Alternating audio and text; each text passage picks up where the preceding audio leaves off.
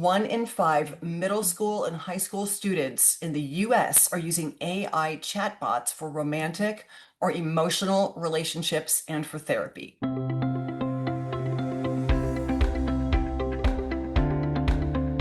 Hi, everyone, and welcome back to the Ask Mom Parenting podcast, where we take the mystery and the yelling out of modern parenting and offer real life self help for parents. I'm Sue, and with me is Randy, and we are here with our no bullshit, no filter, and zero guilt parenting reboot. Whether you're deep in the toddler tantrums or navigating tween and teen drama, or somewhere in between, we'll get you clarity and actionable tools one episode at a time. Today's episode might feel like a little bit of a gut punch for you today because we are diving into something that so many parents have no clue is even happening, and that is your tween or teen's AI relationship. And yes, I said relationship. Artificial intimacy, the new teen relationship crisis, and how to protect your kids in the age of AI companions. If you're still thinking that AI is just helping kids cheat on essays and crank out homework faster, you're about three chapters behind. Right now, one in five middle school and high school students in the US are using AI chatbots for romantic or emotional relationships and for therapy. And here's the part that should make every parent want to continue listening to the very end. Two-thirds of those parents have no idea that it's even happening. This is a stat from the Center of Democracy and Technology on a recent study, which we're going to talk about a little bit more about in a little bit. This isn't some distant sci-fi scenario. It's happening right now, behind closed bedroom doors and on private phones, where your child might be building emotional connections with something that isn't even human, but was engineered to mimic love, empathy, and trust. All the same emotions that we're struggling with to try to connect with our teens are all being duplicated on the AI chatbot. Today, we're going to be pulling back the curtain on what these AI relationships really are, why our kids are turning to them, and what the hidden risks are that many parents seem to be missing.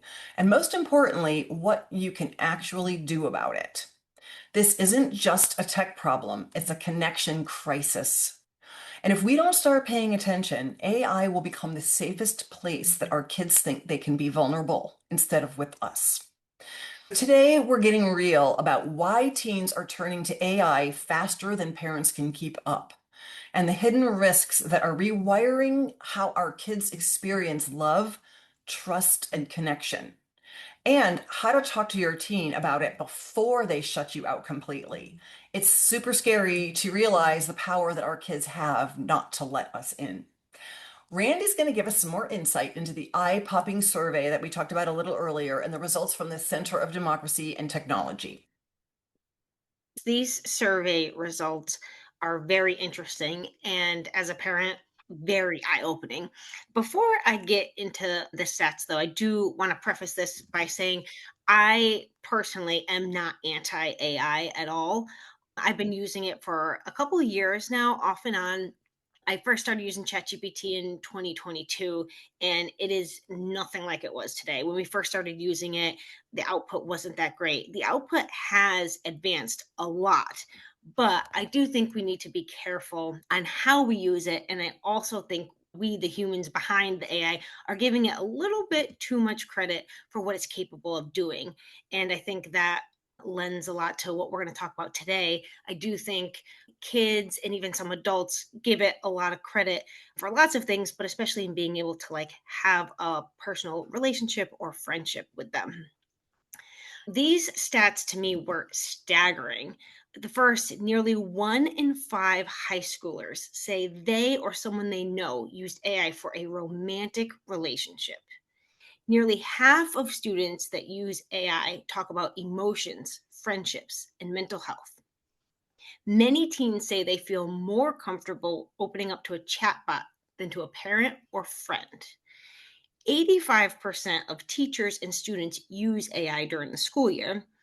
And that's important because the stats kind of really show the kids that use AI in school and they're comfortable with it tend to start using it more at home. And then it leads down the rabbit hole of these relationships.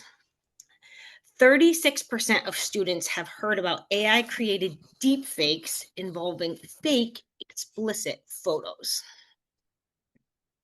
Apps that kids are using to have these relationships are apps like character.ai, Replica, and Talkie. These platforms create AI friends or companions that are always available, always empathetic, saying exactly what your tween or teen wants to hear. And that's key. They say exactly what it wants to hear. I remember when AI first came out, there was all this talk of it being this large language model, and it has been fed tons and tons of training data. And the reason behind why it says exactly what people want to hear is because the large language model, that's exactly what it is. It's actually meant to take language, analyze it, and then predict not only a response, but in turn also what people want to hear. It's really great at just telling people, what it wants to hear. Interestingly enough, in preparation for this podcast, when we decided to do it, I actually got some information in my email that's related to the state PTA, Parent Teacher Association, which actually told us that character.ai by the end of November is no longer going to allow kids under the age of 18 to use that app. I thought that was really interesting because it's showing that definitely this conversation is out there. Also, yesterday, I did a little experiment myself with character.ai. I tried to sign up for it with my daughter's birthday. She's 11. It did not allow me to do that. It did allow me to sign up with my own birthday. Just a little experiment if people are wondering how these apps are working and things like that. Character.ai does seem to be trying to take some precautions against younger kids really using these. That's interesting. One thing that kind of struck me when you were talking was when you said that you've been using AI since 2022. We all have as business people. We all use it. Like I've written my own book. I wrote my own book 5 years ago before AI, where I did the whole hard school editing and I crafted every word. I mean, it was just daunting. Know the value that AI can provide for people. However, one of the things that you said, which I didn't even think of, is that AI, we think of it as Chat GPT. We just think they have chat on their phone. What we're failing to think about or consider, which I did a lot of deep diving into research for this podcast as well, and I wasn't even considering the fact that AI is now being embedded into everything. When you mention those other software programs, these are things these kids can download, but they're also embedded with AI, which means it's not just as simple as going, oh, I have the Chat GPT app. It's so much more than that. It's pervasive into our world. It's everywhere. And it's almost to the point where it's annoying. Every time I'm using an app or I'm trying to get something done, I turn the off. It's annoying where it's trying to think for me. And I think that's an important discussion that you brought up. That's just another thing that I didn't even consider that was happening. It's at our kids' fingertips, and it's those relationships. It's just coming in and grabbing our kids no matter what app they're on. Even if they're on some type of regular social media, it's embedded in everything. Exactly. And one of the, I think, why you discussed earlier, parents don't even know this is happening is because these apps could look just like games, or maybe we don't necessarily know. That is an interesting thing just to keep in the back of your mind. If you're a parent and you are interested to see, are your kids using these, just take a little deeper look at surface level. It may seem, oh, my kid isn't talking to AI, but do a little deeper. You never know what app on their phone actually could be an AI companion. That's great. Other key reasons why teens are turning to AI for what they think are, quote, relationships, because that's what this podcast is about. We could talk about the pervasiveness of AI across the board, but in this episode today, it's about connection and it's about the relationships our kids are developing. What I want parents to hear loud and clear is that this behavior is still a form of communication. Even though it's nonverbal, it's still behavior that speaks volumes to us as parents if our kids are forming these connections. When your teen crosses over into building a relationship with a chatbot, it's telling you something very important. Let's decode it. Number one, it feels safe with an anonymous chatbot. We've all maybe been on an airplane and we've met a complete stranger and we find ourselves on a flight with somebody for an hour and we tell them our deepest, darkest secrets. I'm never going to see this person again. It's sort of similar to that, but ongoing. There's no awkwardness, no fear of rejection. We know in the airplane example, we're never going to see this person again. With our kids on the chatbot, it feels so anonymous. It feels that there's no fear and there's no fear of rejection. AI gives an unconditional acceptance with no judgment that comes from parents and friends, and that feels so safe. Another reason is that they're lonely. Post-pandemic, loneliness is at a record high for kids. If your teen struggles with social anxiety and identity, which most kids do, that's an awkward age for everybody. We all know that high school felt weird for us. AI fills that void. We've never been more connected online, but more disconnected in real life. The more digital our kids' world becomes, the lonelier their hearts get. AI is just a mirror, not a friend. It works off what you input, like what you said, Randy. It's designed to mirror back how you feel. What you put in is predicting how you're going to feel and what you want to hear, which is super scary. Number three, they turn to AI for relationships because they're curious. Maybe they don't have the confidence to go out and form a relationship or form a new friendship with somebody that could reject them. They're testing boundaries, they're exploring intimacy, but they won't get real world feedback. And that's dangerous because feedback is how humans learn what connection really requires, and that's empathy, vulnerability, accountability. Another reason is that it's always available. Unlike mom and dad, we are busy. A bot never says it's busy. It's emotional junk food and tastes good going down, but it leaves a kid feeling emptier than they did before. It also says what the child wants to hear. AI companions are programmed for engagement. They will suck you in. They'll say, I love you. They'll say, I miss you. They'll say that you're perfect or that everything that you think is correct because that is how a user gets hooked.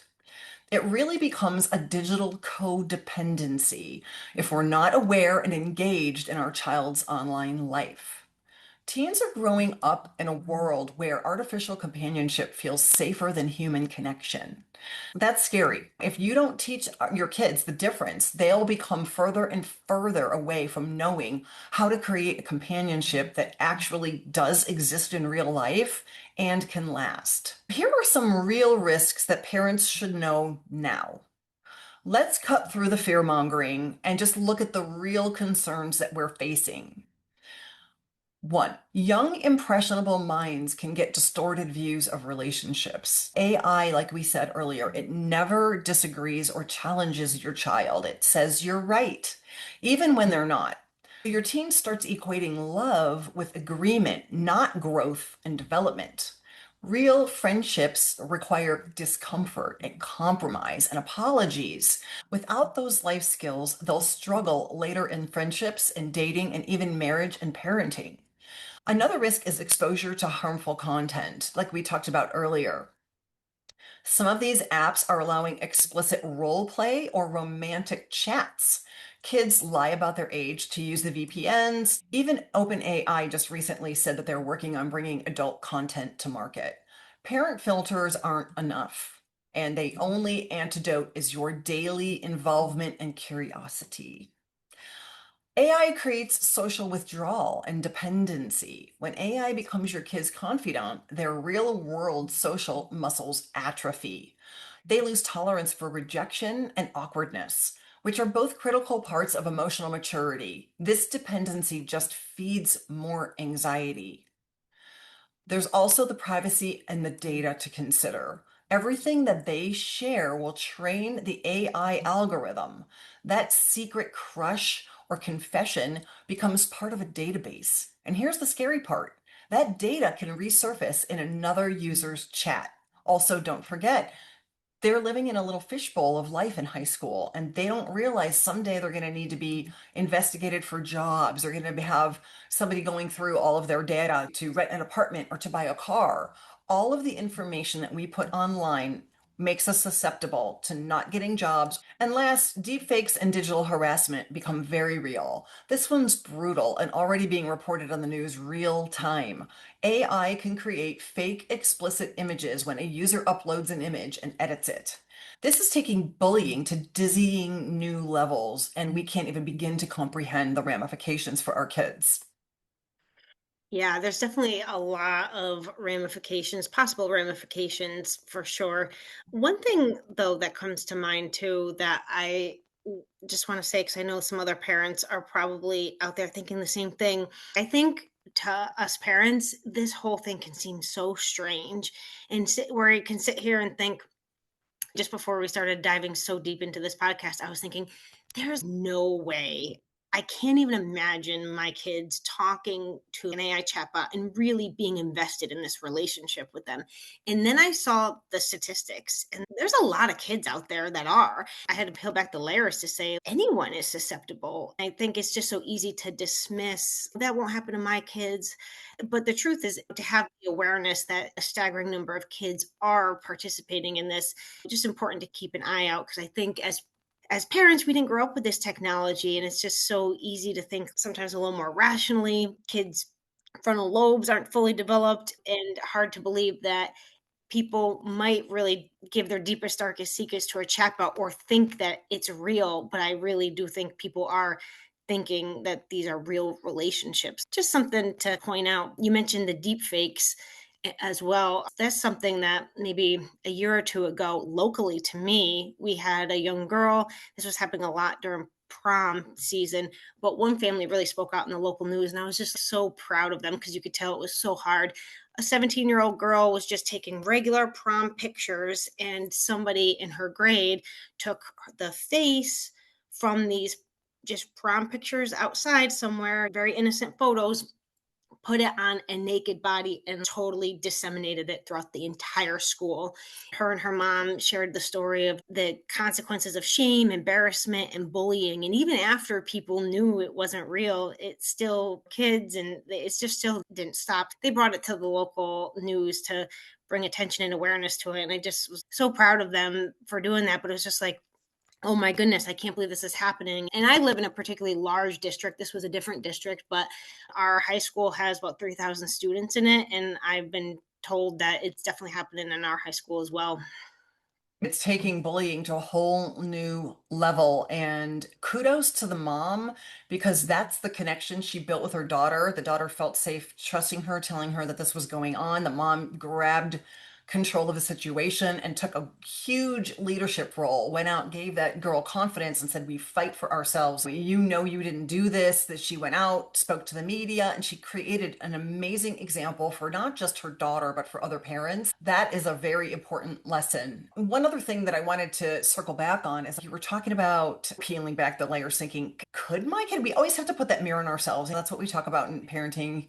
Before we start judging and before we think, oh, that would never happen, though about a year or so ago for me, I was at a functional medicine doctor's just getting some blood work done. The doctor told me she admitted that she uses AI for therapy. And that was the first time that someone pierced my AI bubble. I might use it to help me edit something or to come up or flesh out an idea, the whole basic use of AI. I never in a million years would have thought I would be typing in some of my personal concerns and issues in a personal relationship and asking for advice. When she mentioned that to me, I really thought, wow, I need to understand this a little bit further. What are the implications as a parent and for children? Because we're adults that we did not grow up with all of this. These children are growing up with this as a steady diet of tech. This is all very normal for them. And if your child is not the 1 in 5 that's creating these online relationships, I guarantee you that your child has a friend who is. It's kind of interesting to have that conversation with your child and start opening up, cracking that door and getting that level of conversation going. The bottom line is that AI can stimulate empathy, but it can't feel empathy. Your teen isn't talking to a person, they're talking to a pattern generator. It's important for kids to know this distinction. What can parents actually do about their child's intimate relationship with AI or lack thereof with real friends?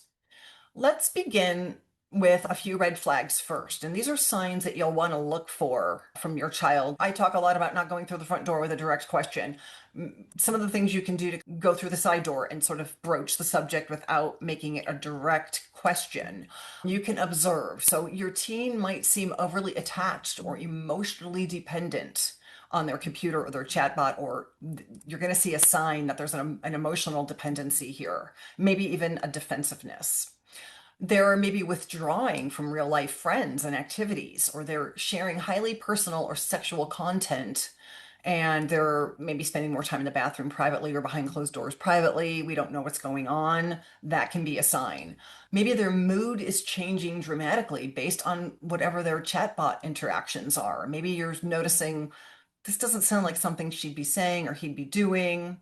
And maybe they're just using AI as a substitute for therapy or professional help, because we've got a lot of parents putting children into therapy right now. For a parent, it could be a very big cost savings. Maybe they're by default bringing this to their child for this purpose and not realizing the level of how AI can suck your child in.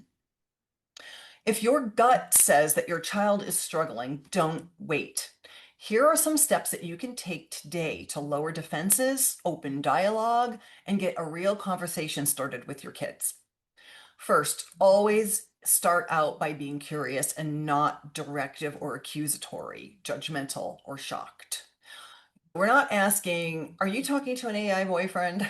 We don't want to go, it seems like it's easy to ask that kind of a question, but we're not going there. That just guarantees a shutdown and silence, because that type of direct question has a hint of judgment. When I hear a question like that, I think, I know what the answer is that she wants to hear, so I'm just going to give it to her. I'm not going to give her the truth. Instead, you can say something like, I've been hearing that some other teens are using AI chatbots to talk about stuff they don't want to tell their parents.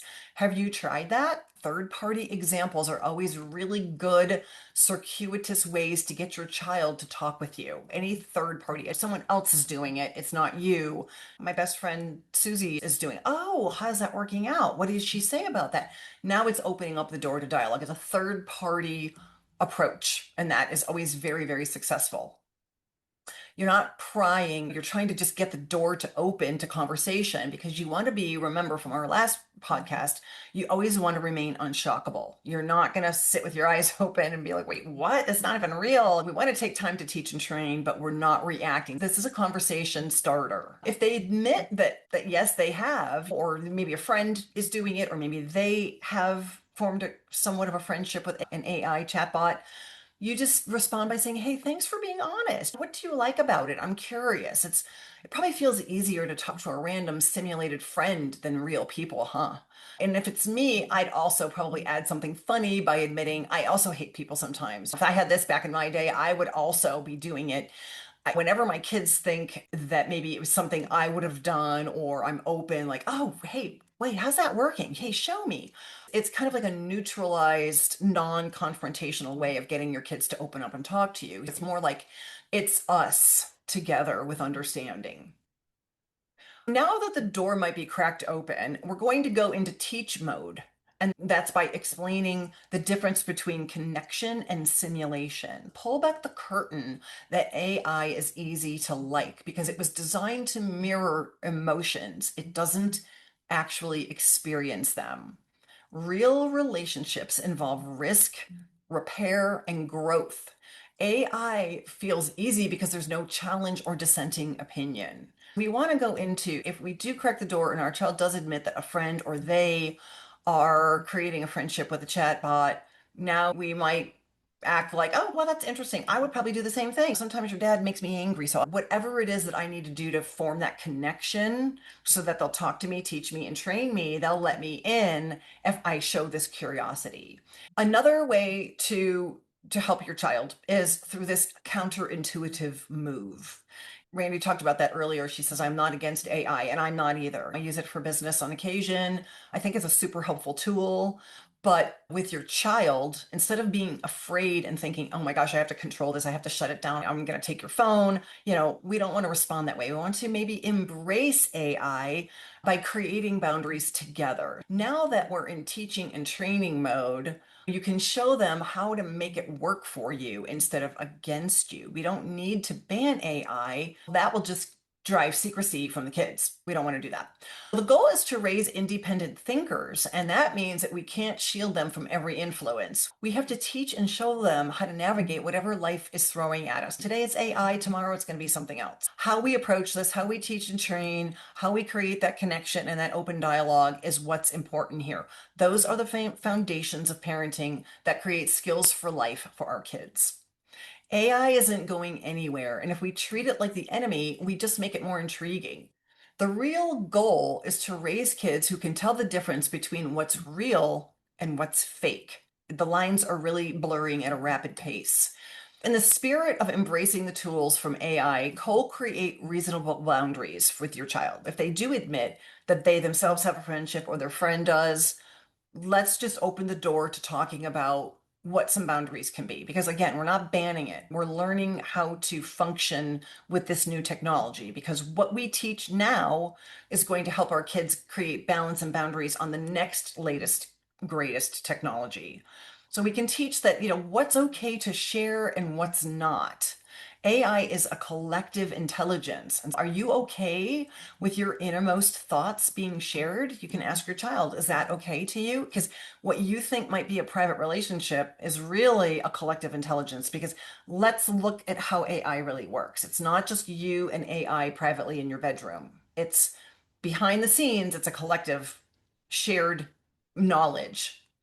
Then also maybe start creating some time limits, like same as the screen time. Now we have maybe limits on how much we're spending with our AI chatbot. And maybe talk about it's okay to talk about how to solve a problem with a friend or any other surface issue, but no emotional dumping and no sexual content. Maybe let's agree to that. And creating those boundaries together now brings you in, and then you can always follow up after those boundaries are created. One other thing that as a parent that you can do is to reinforce real world connections. Now that you might be talking openly about AI and its relationship with your child, we're not shaming our child. We just have new rules for use around AI. And it's our job to make up for what might be lacking in our kids' life. That can mean making sure that our kids have an offline anchor, like a sport or volunteering or a hobby or friendships that build real world feedback. When they create that loop of conversation and feedback and relationship driving, make sure your child has an offline anchor. And that would look like sports or volunteering, hobbies, friendships that create that real world feedback loop. It's important that kids feel value and that they are developing their sense of purpose in the world. And as parents, that is what we want to be instilling. We're investing in our kids. That means connection, that means relationships, that means trust. I often talk about helping our kids find their purpose and where they add value to the world and into our home. This is the time to drill down on that effort, helping kids find their purpose or what they're good at or building a skill, whether it's friendships outside, volunteering, helping others. These are the types of things that anchor our children and give them something to think about besides rushing home and creating that mirrored relationship with their chatbot. You can ask yourself things like, have I created space where my teen feels emotionally safe? Will they trust me with this information? Do I listen to my child more than I correct? And do I stay calm when they tell me the truth? The one question that we want to keep asking ourselves, especially with tweens and teens, is, have I created an environment where a chatbot feels safer than talking to me? And does my child feel like he can trust me with his truth? We've covered a lot of really important information, a lot of new information. And let's just quickly recap before I get into some of my key takeaways for what else we can do. First, it's the realization that 1 in 5 kids are emotionally connecting to AI. Those are pretty high odds, pretty high numbers. Our job now shifts from detective to teacher. So now we've looked at the red flags, we've looked at the behavior, and now we're going into teach mode. This is where we're going to help our kids with the one most important skill that I feel will help you create that connection and help teach your kids a skill for life. And that is developing discernment. That's the ability to see what's real, what's fake, and what actually deserves their trust, because trust is earned. I love teaching kids about discernment in all areas of life because it goes beyond just the rules, just following rules. Discernment is street smarts. It's the ability to pause, think, and recognize the difference between what feels good and what actually is good for you. And it's the skill of seeing through imitation, knowing when something is real and when it's just designed to feel real. In parenting terms, it's teaching our kids to question what they see, what they feel, what they hear, not out of fear, but out of awareness. It's the foundation of self-trust, critical thinking, emotional maturity, the skills that protect our kids long after we aren't there to monitor their screens. Here's what discernment looks like in minimizing their AI relationship. There's three ways to teach discernment. One, teach your child to notice the feeling behind the click and the conversation. AI, social media, gaming, all of it works because it feeds a feeling. Help your child name that feeling. When you talk to the chatbot, do you feel calm? Do you feel seen? Do you feel less lonely? What are you hoping to get out of this relationship? Once they can name the feeling, you can ask, where else can you get that feeling from something real out in the real world? And then our job is to help them pivot to duplicate that outside of the screen, help them troubleshoot. This builds emotional intelligence and self-awareness, not just tech awareness. Number two, practice the wisdom pause. Discernment is not just about following rules that someone else made up. It's about reflex control and the spaces in between. Teach your teen to pause before responding, posting, or sharing. The split second between the impulse and the action is where real wisdom lives. When you feel the urge to message the AI or scroll, wait 10 seconds. Just count to 10. Ask yourself, is this helping me? Or where else could I get this information in real life? Is there somebody else I could ask? Some other experience I could have rather than just quickly asking a chat box? That pause translates everywhere in relationships, choices, leadership, in life. If they can just take those 10 seconds to stop and think about what's behind the feeling and what am I really trying to achieve and how could I duplicate this out in a real world experience? Number three, reinforce the real world risk and reward. AI will offer comfort without any consequence. Real life offers feedback, which is how your character grows. Encourage your teen to do one thing daily that might make them feel uncomfortable. Join a club, try out for something, ask a question in class. In fact, make it a new family expectation. That's how your kids will develop courage and resilience. Discernment is the new digital street smarts. Teach your kids to question tech and AI the same exact way that you taught them not to talk to strangers. Remember, AI is artificial. It's automated affection, therefore it's an illusion. You, however, are not an illusion. Your child's real life, their friends, their goals, their laughter, you. That's the connection that your child needs more of.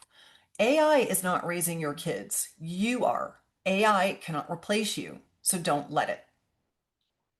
Thank you so much for listening. And if you're looking for a parenting book that can take you from the ages of 2 to 20, teach foundational skills for life, and give you a masterclass in parenting, check out my book on Amazon, Secrets to Parenting Without Giving a Fuck.